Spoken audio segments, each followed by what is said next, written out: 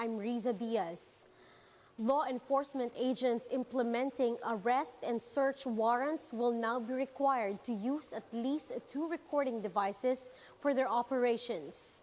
That's according to the latest rules promulgated by the Supreme Court for the Protection of People's Rights. The Supreme Court issued the rules on the use of body-worn cameras in the execution of warrants amid mounting calls for safeguards on rules they claimed have been weaponized against dissenters and activities. Section 1 of Rule 2 of the rules states that the court, upon finding of probable cause, shall issue a warrant of arrest with an order requiring at least 2 recording devices, which will be 1 body-worn camera and an alternative recording device. Under Section 3, both audio and video recording functions of the camera must be turned on at the moment the officers arrived at the place of arrest. While Section 5 states that failure to observe the rule on required cameras will not immediately render the arrest or search unlawful, as facts surrounding these may be proved by the testimonies of the persons involved. But these recordings shall not be a substitute to witnesses and merely supplement the testimonies of persons that are subject of what the recording or the law enforcement officer. PDP-Laban Vice Chairman Alfonso Cusi says he pities Senator Manny Pacquiao for being misguided. This after Pacquiao ordered the expulsion of Cusi and 2 others from the party. Cusi said Pacquiao demeans himself by resorting to such underhanded tactics. He added that the senator's advisor clearly doesn't care about Pacquiao and his reputation. Despite his supposed expulsion, Cusi said that PDP-Laban's activities on July 16 and 17 will push through as scheduled. The Education Department acknowledged the apology issued by the World Bank on its report on Philippine education. According to DepEd, the World Bank did more than just admit the wrongs. They also reiterated the commitment and concrete steps being taken by the department to address issues plaguing the Philippine education system. Meanwhile, several tourists are having extended workcation stays in Boracay, combining work and leisure amid the pandemic. Del De Vera with the story.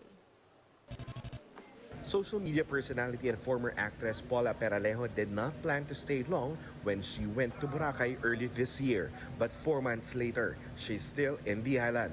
Hindi ko siya na-consider nung una kasi I had this parang yung thinking ko dati sa Boracay, party place pa din, ganyan. Kasi ko, hindi ma-enjoy ng anak ko yon. Pero when pandemic happened and then I saw some friends were staying here, may mga anak si ko, uy, parang iba itsura ng Boracay ngayon. Parang mas family-friendly siya. Victoria Herrera, co-founder of a social media app, has the same situation. I was experiencing a lot of burnout, a bit of anxiety. I just super fell in love with how relaxing the environment was. Paula and Victoria are just 2 of many local tourists who decided to temporarily settle in Boracay for what they call a workcation. This comes as the pandemic pushed many companies to shift to a work-from-home setup. Some hotels even offer promos for workcationers. With this, the Tourism Department in Region 6 has tagged Boracay as a workcation destination. Currently, all travelers are required to present negative RT-PCR test results before entering Boracay. The DOT Region 6 is still studying the possibility of requiring regular swab tests for workcationers. As of now, hindi pa siya fixed if the testing will be every week. But I think workationer, pag dito lang naman sa island, nakabubble na sila. For News 5, Dale De Vera, we are One News. We'll be back with more stories after the break. Keep it here on One News.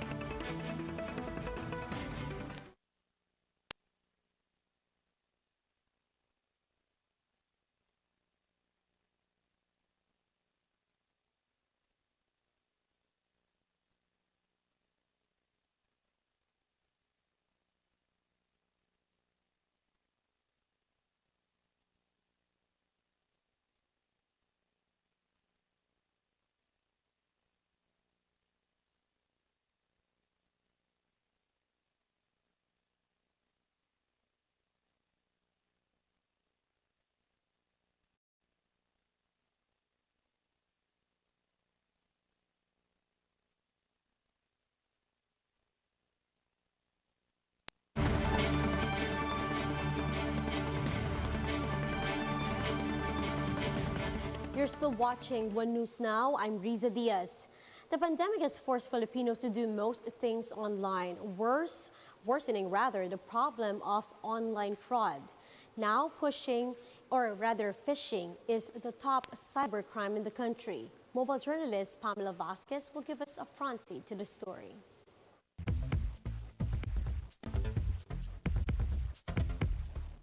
33-year-old accountant Carmina de la Paz didn't think she could ever be a victim of fraud.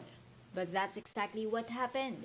Sometime last year, she got an email from what she thought was her bank, asking her to update her number to avoid account closure. She then got a one-time password, which she typed down as well.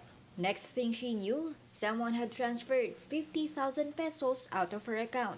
She filed a dispute, but in the end, because she had given out the OTP, the bank said she was liable. Nalulumo ako, tsaka yung mister ko kasi hindi naman madaling ipunin yun, knowing na pandemic pa, di ba? Amid the pandemic, phishing has become the top cybercrime in the country, followed by online selling scams and misinformation.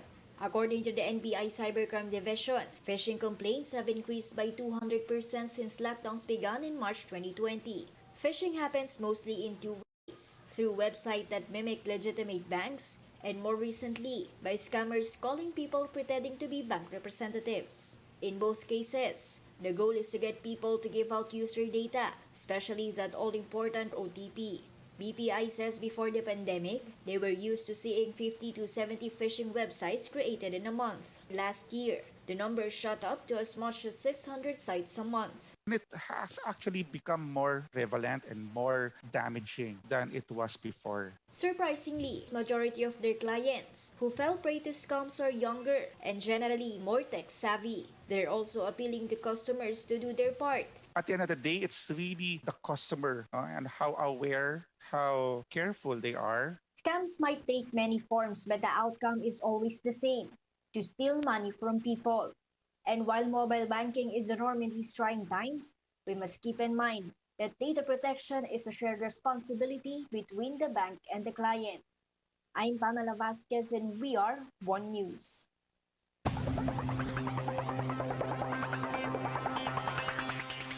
Now here are the top stories we're following in sports.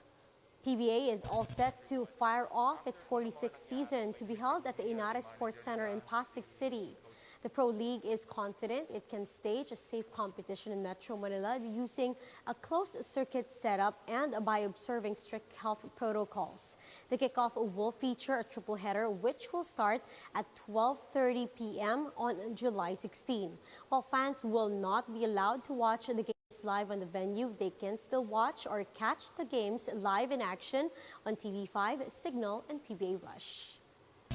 Pinay tennis wonder Alex Yala bows out of Wimbledon after suffering second-round defeats in the girls' singles and doubles events.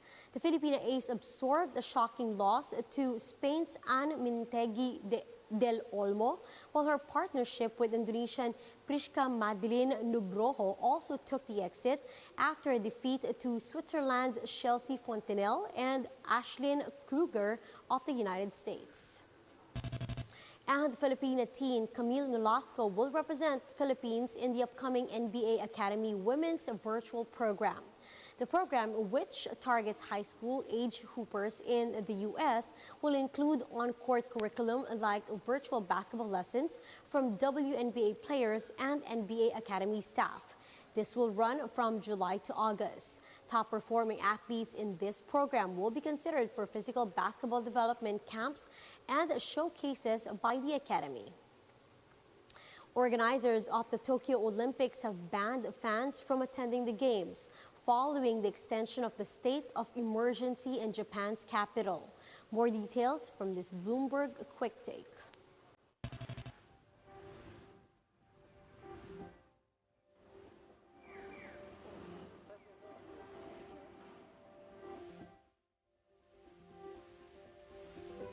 先ほど行いました IOC、IPC、組織委員会、東京都、国による5者協議では、緊急事態宣言が新たに東京都に発出されることが決定されたことを受け、東京都の会場は無観客とすること、緊急事態措置が講じられていない区域においては、それぞれの地域の状況を踏まえ、首長と協議の上、具体的な措置を決めることで合意を得たところです。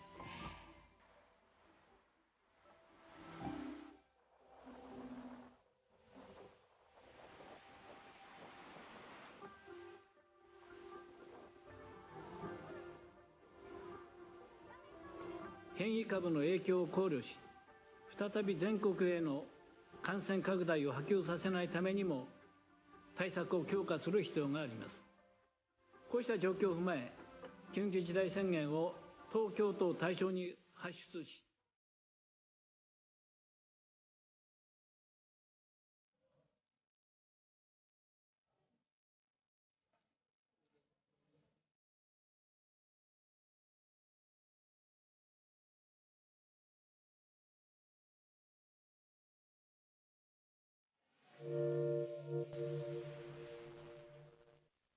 And those are the top stories of the hour. Join us later at 2:15 p.m. as we continue to monitor the day's biggest stories. You can also catch One News on Signal Play app.